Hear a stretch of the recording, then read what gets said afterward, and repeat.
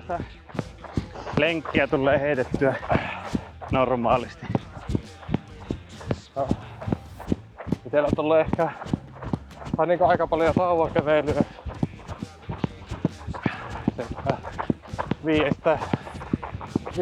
5-15 kilometriä sauvakävelyä ja Rasitus aika kovaa kisoissa, niin toi palautuminen ja siellä sitten se puntti, että se ei söisi sitä lajia.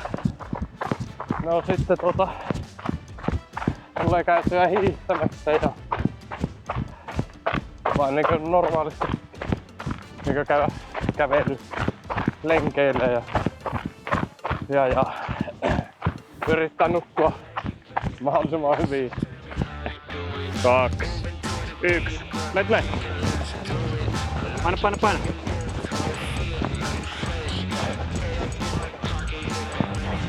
Loppuun asti, täys lähtö.